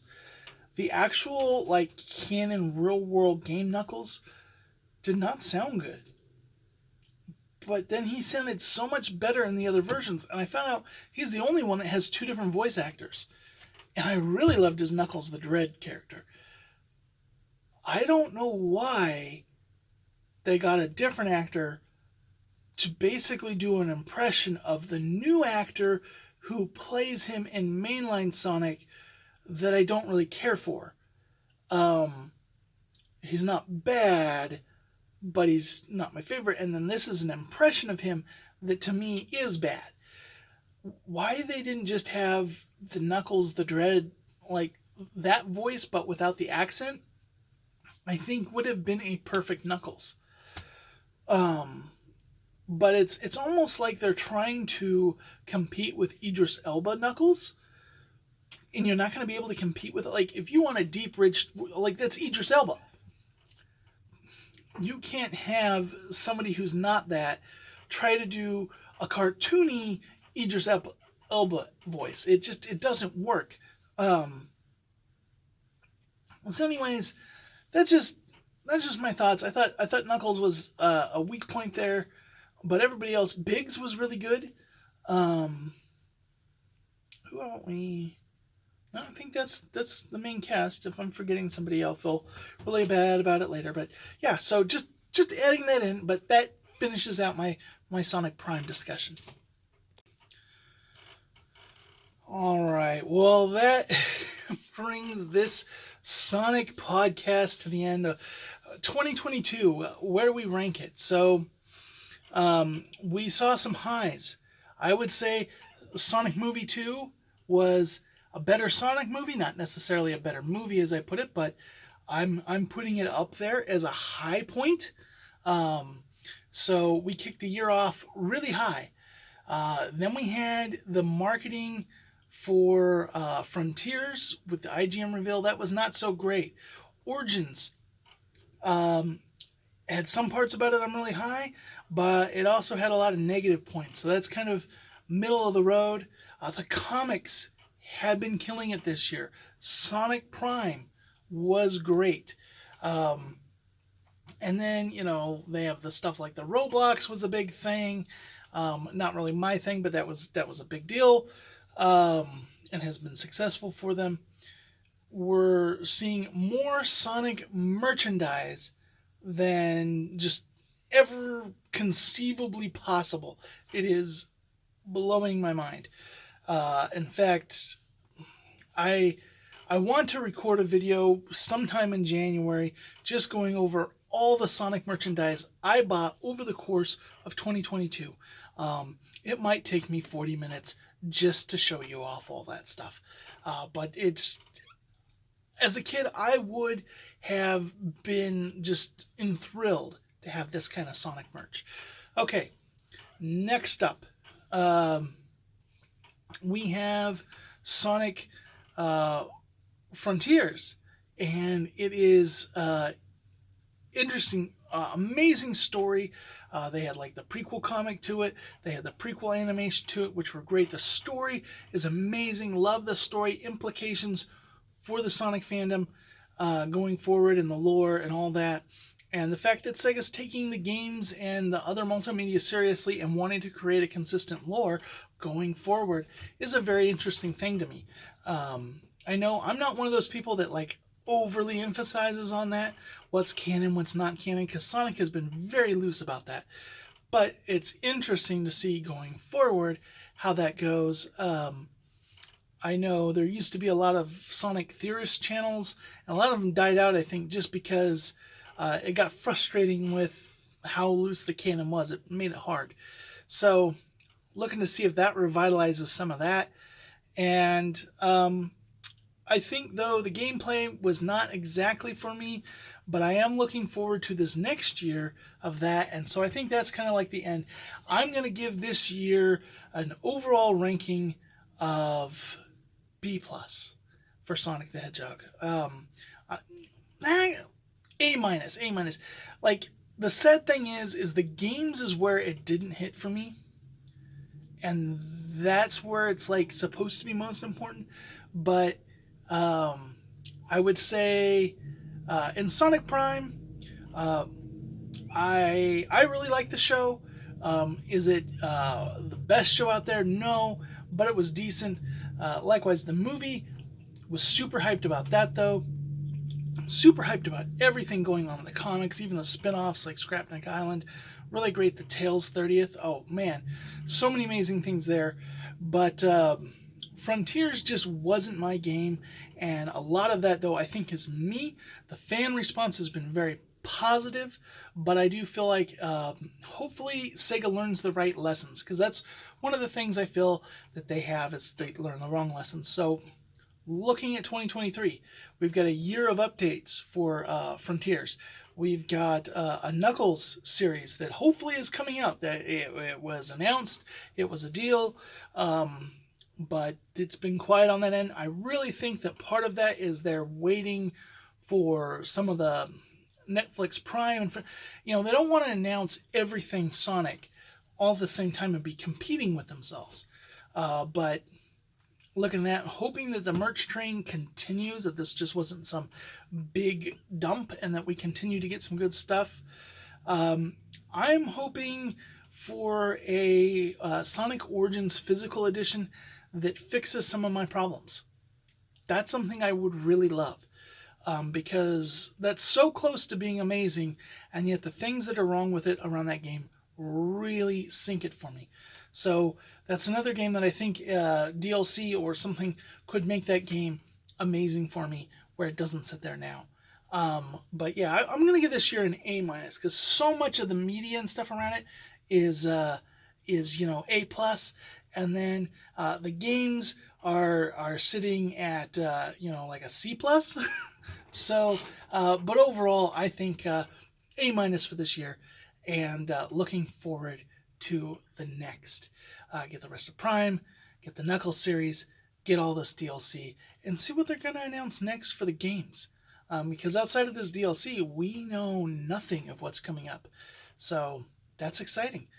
Anyways, I will catch you all in the next video, where I'm going to talk some more about like Disney and DC and all that kind of stuff, and Twitter and Elon Musk and all those controversial things that probably trigger some people. And then after that, I'm going to get back to my Red 5 Network roundup videos and get caught up. I think I'm going to combine November and December into one big one, because I had a lot less in December, and that'll just get it out there and help me get caught up. But I still have October to do. So I got to do October and then November, December, and be caught up.